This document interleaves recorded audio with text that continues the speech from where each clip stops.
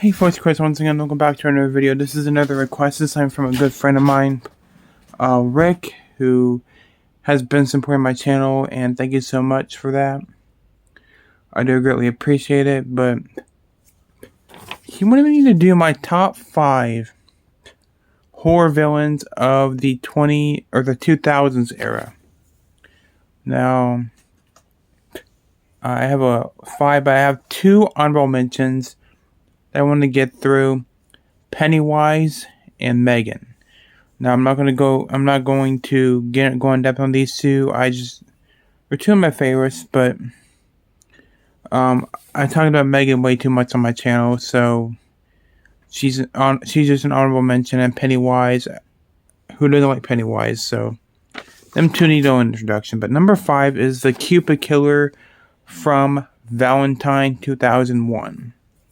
The reason I like this one so much is because it's a killer with a Cupid mask that shoots people with bow and arrows, shatters glass in people's faces, all that crap. I just like the look of him, the Cupid mask, the black trench coat, the gloves. I like this killer a lot, and very unique look for a killer. His killing methods are really cool and very twisted. He sends people these weird Valentine cards.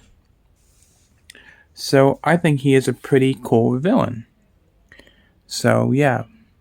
Number 4 is Sam from Trick or Treat. I mean, I got him right here.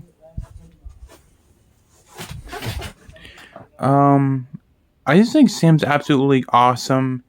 His killing methods, basically, if you don't follow the rules of Halloween, he will come and murder you and bathe in your innards and turn your remains into a scarecrow. And Trick or Treat is one of the best horror anthologies ever. I like this and Creepshow among others. Him and his lollipop he uses to stab people. Awesome. Sam is so cute. Such an evil little devil child. His design looks really good. The bag on his head, the 2 button eyes, the costume he wears, the footy pajamas, his leather gloves. I like him a lot. Sam is one of my favorite horror villains of all time. Yes, he deserves more love than Michael Myers, because come on, Hollywood, we're waiting for the sequel. I'm not getting any younger. Let's see a Trick or Treat 2. But yeah, number 4 is Sam. Number 3 is Art the Clown from Terrifier. Oh, actually, from All Hallows Eve, Terrifier, and Terrifier 2. The look of him is just iconic. What he does to people is horrific. He does not fuck around when it comes to killing people. He doesn't take too kindly to not getting candy on Halloween either. He'll literally rip your balls off and hand it to you. That's how fucked up he is. And then he will eat your face off, slice your eye open, rip off your scalp, and pour salt in bleach on you, and then rip your face off. He'll do shit to you that is more worse than death itself, and he is awesome.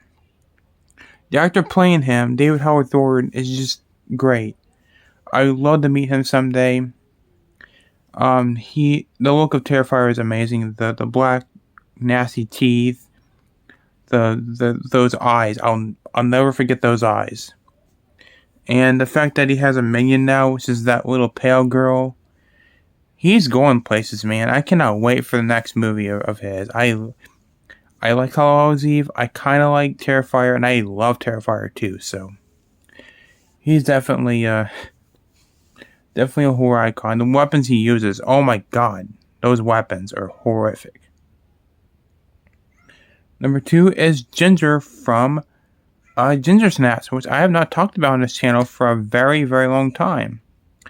I love Ginger Snaps. It's a great movie. It's one of my favorite movies horror movies from the 2000s. It's one of the best werewolf movies I've ever seen in my whole life. And Catherine Isabelle plays great as Ginger when she's a normal human being, and then when she's evil and attacking people and ripping out their insides and turning to a werewolf, she is amazing. I love her in every single movie ever. American Mary, Show Me, which is underrated. She's good in the other two Ginger Snap films, which I do like those two, but the first one's the best. I like Emily Perkins too. I do like Emily Perkins as well. But if I'm being honest, Ginger is the star of the show, and Emily Perkins is the hero. So, yeah, very good movie. She kills people in some gruesome ways, and she's just entertaining to watch. She's also very attractive, which helps. But yeah, number 2 is Ginger Snaps. Ginger from Ginger Snaps. Number 1, I never talked about it on this channel before, and that is May. Now, May is basically a thriller movie about this girl. People look down upon her because she basically weirdo. She's basically a weirdo. She's like messing with people's body parts and like, I like your hands, I like your neck, I like your ears. Like, if you have a fetish for body parts, for feet, whatever, this is your girl. And she's just an interesting character. Her descent into madness is just chilling to watch. That scene where she used the doll in a glass case and she takes it to this school with a bunch of blind kids and they start breaking the doll and there's blood everywhere. Oh my god, that is horrifying. The reason she's number 1 though is because she does something so fucked up. And I don't know, as only fucked up. Not as fucked up as Art the Clown, but she basically goes up to people, kills them, cuts them up, uses their body parts to make a Frankenstein's monster type of creature, and she stabs her own eye out so it can see things, and then it comes to life. Its arm just caresses her shoulder. And yeah, May is fucked up, but it's a great movie. It reminds you of that movie Pearl, which I also enjoyed. But yeah, May, underrated movie. If you're not seeing it, see it. It's a great movie. I totally recommend it. That is my top 5 horror villains of the 2000s. Number 5, Cupid from Valentine, Sam from Trick or Treat, Art the Clown, Ginger from Ginger Snaps, and May from May. So what do you guys think of my picks? Rick, I hope this is a good list for you to agree to. Oh, and the honorable mentions is Megan and Pennywise. But yeah, so with that said, thanks for watching. Take care. And we'll see you guys later. And until next time, keep it horror.